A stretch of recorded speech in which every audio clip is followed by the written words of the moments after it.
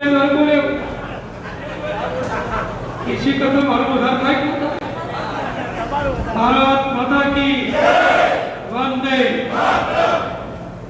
पाटण नगर पालिका द्वारा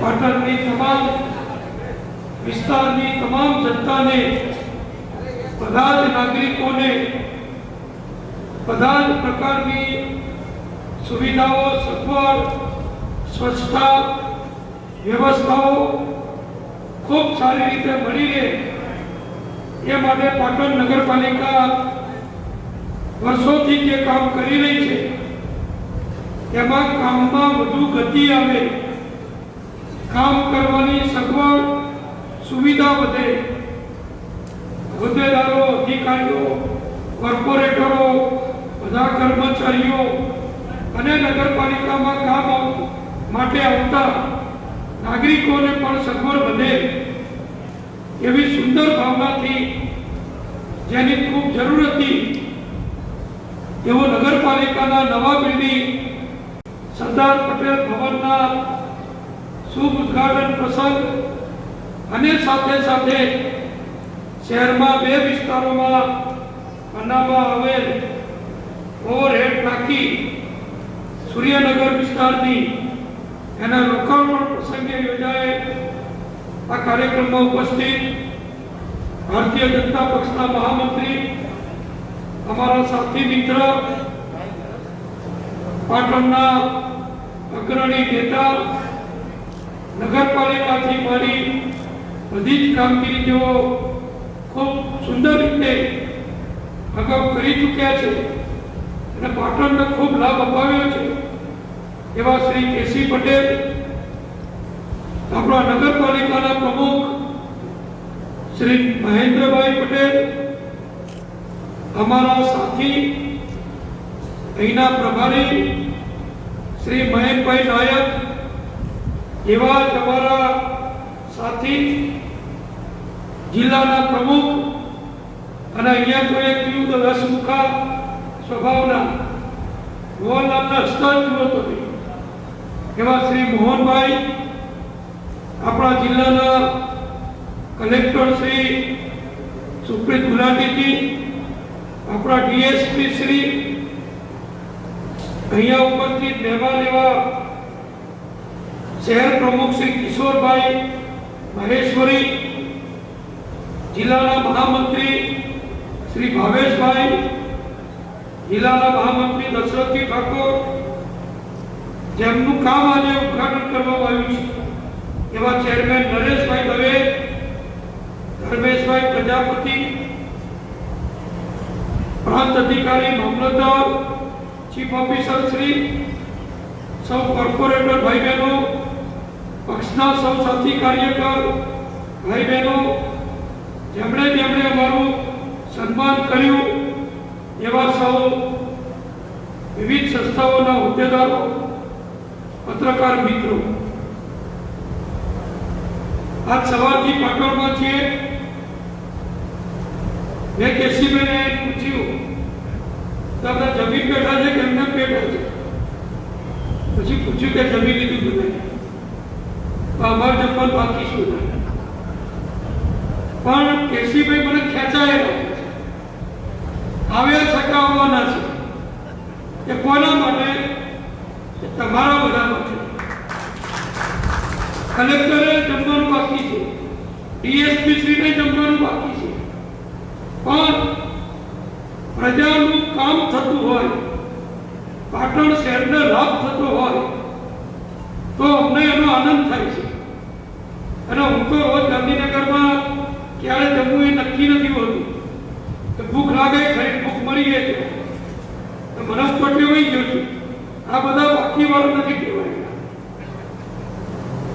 પાટણ મારું બહુ જૂનું અને ખૂબ ગમતું શહેર છે કારણ કે મારા બનેવી કાશીરામભાઈ પ્રોફેસર હતા અહીંયા સાયન્સ કોલેજમાં. એ પહેલા આપણા કરશનભાઈ નિર્માવાળા, હું 20-25 વર્ષ પહેલાની વાત કરું છું, કરશનભાઈ શેઠે એમની હોસ્ટેલ બનાવેલી અહીંયા. એ વખતે મને ઉદ્ઘાટન માટે એમણે બોલાવેલું. યુનિવર્સિટી થઈ એ પણ લગભગ બધું આપણી સરકારો વખતે બધો વિકાસ વધુ થયો.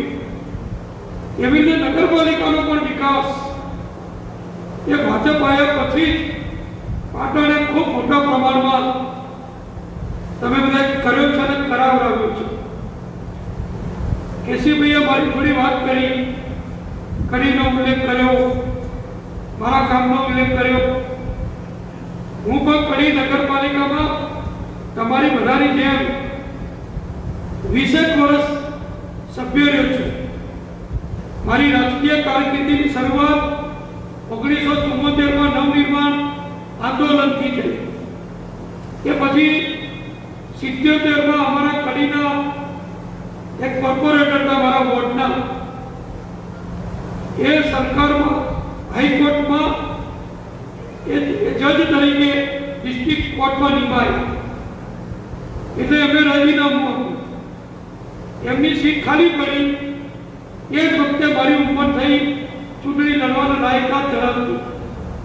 એટલે પક્ષે મને એ વખતે ટિકિટ આપી પેટા ચૂંટણીમાં 1977માં. ત્યારથી મારી 1995માં હું રાજ્યનો મંત્રી બન્યો, 90માં ધારાસભ્ય બન્યો, ત્યારે પ્રમુખ હતો મ્યુનિસિપાલિટી અને ધારાસભ્ય હતો. 95માં મંત્રી બન્યા પછી મેં નગરપાલિકાની જવાબદારી છોડી દીધી. ત્યાં સુધી મારો નાતો એ નગરપાલિકાના નાનામાં નાના કામ માટે વર્ષોથી હતો. હું પાટણમાં ભાઈ મનસુખભાઈ, પછી આપણા ભાઈ જે.કે. પટેલ, દેવજીભાઈ, ભાઈ ભરોટભાઈ, આ બધા જરા ચૂંટણી લડતા હતા. એ વખતે એમની પ્રચારમાં હું આવતો હતો. આ ભગવાના દરવાજા મેં સભા કરી, અહીંયા બજારમાં સભા કરેલી ભાજપના પ્રચાર માટે. ત્યારથી મારો અહીંયા નાતો. અને પછી સદનસીબે મને શહેરી વિકાસ વિભાગ મળ્યો કે મને તો ગમતું કામ મળ્યું. તો શહેરી વિકાસ મંત્રી તરીકે પણ 5 વર્ષ તે કામ જવાબદારી મળી મોદી સાહેબે જ આપી હતી. એ કામ ખૂબ આપણે આગળ વધ્યું. અને સ્વર્ણિમ જયંતિ મુખ્યમંત્રી શહેરી વિકાસ યોજના ગુજરાત રાજ્યની સ્થાપનાના 50 વર્ષ થયા 2010માં. એ વખતે આપણે આખા ગુજરાતમાં સરકાર તરફથી રથનું આયોજન કર્યું. દરેક નગરપાલિકામાં અમે ગયેલા અને એ વખતથી શરૂ થયું. 7,000 કરોડ રૂપિયા મોદી સાહેબે જે બજેટ ફાળવ્યું. નહીતર મ્યુનિસિપાલિટીની શું પરિસ્થિતિ હતી એ તો મને તમને બધા ખબર છે. કર્મચારીઓના પગાર ન થતા, સફાઈ કામદારોના પગાર થતા 6-4 મહિના સુધી પગાર ન થતા, લાઇટનું, સ્ટ્રીટ લાઇટનું, પાણીના બોરનું બિલ નતા ભરી શકતા. એ વખતે કોંગ્રેસની સરકારો હતી. કોંગ્રેસની સરકારો કદી મ્યુનિસિપાલિટી મદદ નથી કરતી. કોઈ હતી જકાતની જે આવક આવે એ મળે. પાટણ મોટું ખરું, પણ પાટણમાં ધંધા રોજગાર એવડા મોટા નતા તો ઓક્ટોની બહુ આવક થઈ જાય. એટલે માપનું ચાલતું હતું. આ પાલનપુર, સિદ્ધપુર એ તો બધું કેવું ચાલતું હતું મારું મન ચાલે છે. કરોડ 2-3 બિલો હતી તો એની આવક ઠીક હતી. કડીનું પણ અમારે ઠીક ચાલતું હતું. ભાઈ બિલો, ચીનો, કારખાના બધું હતું, ગાડું ચાલતું હતું. પણ બહુ મોટું કશું ના કરી શકાય. પગાર કરીએ, લાઇટ બિલ ભરીએ, થોડું નાનું મોટું કામ થાય. ભાજપ સરકાર આવ્યા પછી મોદી સાહેબે જે શરૂઆત કરી, એ યોજનાઓ આપણે જે આપી, ઓક્ટ્રોય નાબૂદ કરી, ઓક્ટ્રોય નાબૂદી સામે તમને ગ્રાન્ટ આપવાની શરૂ કરી. અત્યારે તો એટલી બધી ગ્રાન્ટો સરકાર આપે છે. હમણાં મુખ્યમંત્રીજીના બંગલેથી હું પણ એમાં હાજર હતો. અમે કાર્યક્રમ કર્યો.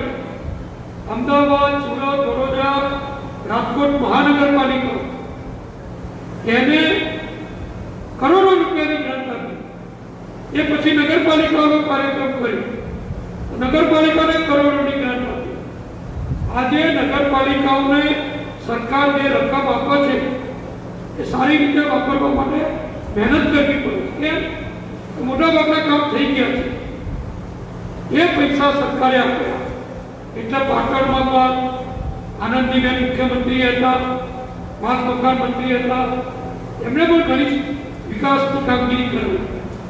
મને ખબર છે, હું શહેરી વિકાસ મંત્રી હતો, બેન મારાથી વડીલ સિનિયર એકવાર મને બોલાયો, મેં કે પાટણમાં ભૂગર્ભ ગટર કરવાની છે, પેલી બાજુ બાકી છે, એસ્ટિમેટ કરાવવાનું, મને લાગે 55 કરોડ રૂપિયા કરતા વધુ એ એક્સપાન્શન રોડની પેલી બાજુ એ કામ આપણે મંજૂર કર્યા હતા, ટાંકીઓના કામ મંજૂર કર્યા હતા, અને અમે આનંદી બેને એના કામ શરૂ કર્યા હતા. એ ગરીબ આવાસ યોજના એક જૂનું રખડી પડેલું, ભાઈ તન્ના પ્રમુખ હતો છે, તન્ના અહીંયા આ તન્ના મને લેવા આવેલો કે આમનું કામ પડી રહ્યું છે. હું આવેલો રૂબરૂ, ગરીબોને પણ ભેગા કર્યા અને બધું સરકારના બધું પૈસા આપી અને એક કામ પૂરું કર્યું. આમ કરોડો રૂપિયા સરકારે આપ્યા. પછી માર્ગ મકાન મંત્રી છું એટલે રોડમાં તો કંઈ જોવાનું બાકી નહીં. હજુ તો થોડા સમયમાં બીજો કાર્યક્રમ કરીશ. પુલ બની જવા આવ્યો છે, રોડ પૂરા થવા આવ્યા છે, ઊંઝાનો રોડ, પછી આપણો હારીજનો રોડ, સિદ્ધપુર, બધું ચારે બાજુ ખાતમુહૂર્ત કરી ગયા. તમને બધાને ખબર છે, 1 વર્ષ પહેલા. આ તો 12 મહિના વચમાં બગડ્યા, ખોટા લોકો આવી ગયા. અને પાટણમાં કામ કરનારા છે અને દેખાવ કરનારા છે. અમે કામ કરીએ છીએ, દેખાવ કરનારા દેખાવ કરે. એને તો બોલીને જતું રહેવાનું.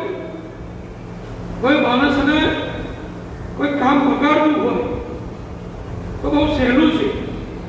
કોઈક રસોઈયાએ સરસ દાળ શાક બધું બનાવ્યું હોય અને કોઈક ખોટો માણસ હોય એ રસોઈયાનો ઈશાળું હોય તો એ શું કરે? 2 મુઠ્ઠી કે 2 થેલી મોટું તપેલું હોય એમાં મીઠું વધારવાનું નાખી આવો કે 2 થેલી મરચું નાખી આવો. પતી ગયું પેલા રસોઈયાનું, કોઈ નવો ઓર્ડર ના. આવા તમારામાં પાટણમાં છે 2, 5, 10 જણા. કોઈ પેલા આપણા તો પાટણના બહુ વખણાય છે ને દેવડા, કંદોઈએ સરસ બનાવ્યો, કોઈક દિન મહિને ઢેકી નાખી આવો અને દેવડાનું લોકો મારા જેવા ના કરે તો હું જઈને ઢેકી ખાઉં તો શું કહું? પેલા પાટણ મારા હું ખાવજો, મને તો ખબર જ ના હોય કે કોઈ કઈ માટી નાખી. એમ સારા કામમાં આ તો જૂની કહેવત છે કે હવનમાં અડકા નાખવાની. એ થોડા લોકો છે હવે ધીમે ધીમે ઓછા થતા રહે છે. હું પાટણની જનતાને આ કાર્યક્રમના માધ્યમથી વિનંતી કરું છું, હજુ થોડા ઘણા જે છે એ ગણ્યા ગાંઠ્યા પણ તમે આવતી વખતે કાઢી નાખો, બધું ચોખ્ખું ચોટ કરી દો એટલે આનાથી પણ 10 ગણું સારું કામ અમે કરી આપ્યું છે. કરવાવાળા છે, ઉત્સાહથી કરે છે. હું બેઠો બેઠો જોતો હતો, અહીંયા લખ્યું છે જુઓ, પાટણ સુધરાઈ. પહેલા નગરપાલિકા નતા કહેતા, સુધરાઈ કહેતા. 1961માં બનેલું મકાન છે. પછી મહેન્દ્રભાઈને પૂછ્યું કે આ જૂનું કે ના, એનાથી જૂનું પાછળ, એનાથી જૂનું ત્રીજું, એ પછી પેલું અને આ ચોથું બન્યું. હવે બધા મકાન ભેગા થઈ જાય, પ્રમુખો, હોદ્દેદારો, કર્મચારીઓ, ચેરમેનો, ચીફ ઓફિસર, આ બિલ્ડિંગમાં બધી વ્યવસ્થા અને ઉપર એક 90 લોકો બેસી શકે એવો સભાખંડ બનાવ્યો છે. જનરલ બોર્ડની મિટિંગ થશે, બીજી મિટિંગો થશે. આ કલેક્ટર શ્રી પ્રાંત એમને કોઈ મિટિંગ કરવી હોય તો અહીંયા ઉપયોગ કરી શકશે. આવી સુંદર વ્યવસ્થા લગભગ 2.5 કરોડ રૂપિયાના ખર્ચે જે ઊભી કરી છે, 2 પાણીની ટાંકીઓ બનાવી છે. એ બદલ હું નગરપાલિકાના બધા જ હોદ્દેદારો, ચેરમેનો, અમારા સભ્ય ભાઈ બહેનો, ભારતીય જનતા પક્ષ બધાને ખૂબ ખૂબ અભિનંદન આપું છું. અને મને મહેન્દ્રભાઈ એક વિશેષ જવાબદારી આપી કે ઉપર જે હોલ બન્યો છે સભાખંડ સુંદર, એનું તમે નામકરણ કરી આપો। હવે મને કીધું છે એટલે મારે શું કરવું એ કેસીભાઈ પ્રતાપભાઈ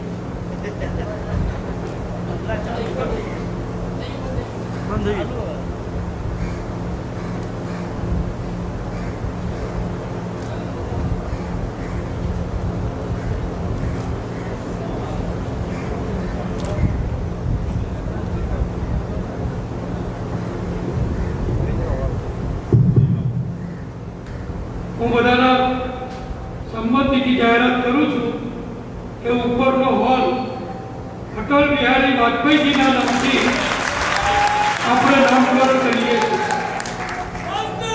મહાન નેતા આપણા આમ તો દીનદયાળજી પર અનેક જગ્યાએ આપણે નામકરણ કરીએ છીએ। ડોક્ટર શ્યામાપ્રસાદ મુખર્જીનું પણ અનેક જગ્યાએ નામકરણ કર્યું છે। શ્યામાપ્રસાદજીનું છે, ડોક્ટર બાબા સાહેબ આંબેડકરના પણ ઘણી જગ્યાએ આપણે નામકરણ કર્યા છે અને કરીએ છીએ। અટલ બિહારી વાજપેયી એ ગયા વર્ષે 1 વર્ષ જ થયું, મહાન નેતા દેશના, બધા જ પક્ષો એમનું માન સન્માન ગૌરવ રાખે। કોંગ્રેસની સરકાર હતી પણ યુનામાં બોલવાનું હોય, ભારત તરફથી બોલવાનું હોય તો વાજપેયીજીને કોંગ્રેસ સરકાર પણ યુનામાં મોકલતી હતી। એવા મહાન નેતા અટલ બિહારી વાજપેયીજીના નામથી તમે આ સભાખંડનું નામ કરશો એવી હું આશા રાખું છું। અને મને આ સુંદર પ્રસંગમાં આ સગવડો સુવિધાવાળા સુંદર કામમાં સહભાગી બનાવ્યો એ બદલ સૌનો ખૂબ ખૂબ આભાર માનું છું। અસ્તુ ભારત માતા કી જય।